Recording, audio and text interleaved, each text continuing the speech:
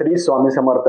प्रत्येक पंचमीला, महिन्यामध्ये पंचमी असते, प्रत्येक पंचमीला आपल्या लहान मुलं असेल, मुलं असेल, मुलगी असेल, त्यांच्या जिभेवर एम काढायचं. एम एडक्याचं एम आहे, मी स्क्रीनवर दाखवेल आपल्याला. एम प्रत्येकाने जिभेवर मधानी, दर्भाची काडी असते, दर्भ ब्राह्मणच्या घरी, जे ब्राह्मण आहे त्यांच्या घरी दर्भ असता बा, दर्भाच्या काडीनी किंवा तुळशीच्या काडीनी किंवा सोन्याची काडी असेल किंवा सोना किंवा बोटानी आपण आपल्या लहान मुलांच्या जिभेवर पंचमीला एम काढायचं. त्यांनी काय होतं, मोठे असेल ते पण काढू शकता. खूप जण काय होतं, बोलताना अडथळतं, त्यांना बोलताना त्यांचे उच्चार स्पष्ट होत नाही, बोलता येत नाही. काही काही लहान मुलं आहे ते 3 वर्ष झाले, 4 वर्ष झाले तरी पण त्यांना उच्चार येत नाही.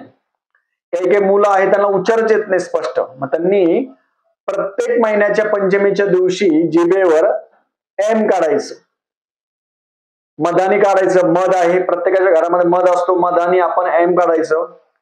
दर्भाची काडी असते, दर्भ तुम्हाला कुठेही भेटून जाईल, जे पूजाचं दुकान आहे तिथं तुम्हाला दर्भ भेटून जाईल. परत दर्भ नाही भेटला तर तुळशीची काडी असते, तुळशीच्या काडीने एम काढायचं. तुळशीची काडी पण करू शकता. आणि सोनं, प्रत्येकाच्या घरामध्ये सोनं आहे बा, सोन्याची अंगठी असेल, हे असेल, तर आपण काय करायचं, जिभेवर एम काढायचं. हे केल्याने काय होईल, ज्यांची वाचा शुद्ध होईल. खूप जणांना वाचेमध्ये दोष असतो. खूप जण लहान लहान मुलं बोलत नाही, त्यांना बोलता येत नाही.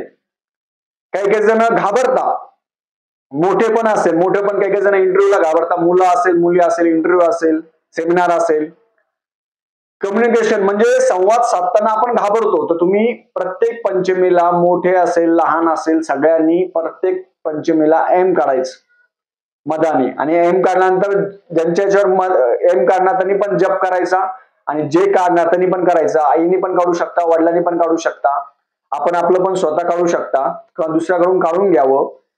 सरस्वती मातेचा मंत्र आहे आणि एम हा बीज मंत्र आहे. हा मंत्र जर आपण जिभेवर काढला, आपल्याला वाचा सिद्धी प्राप्त होती. त्याच्यासोबत तुम्ही प्रज्ञावर्धन स्तोत्र वाचायला पाहिजे 28 दिवस 28 वेळा.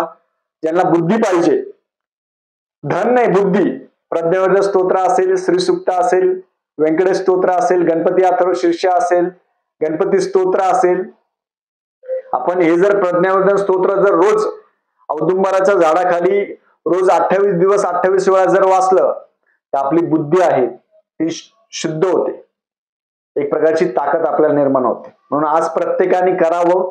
श्री स्वामी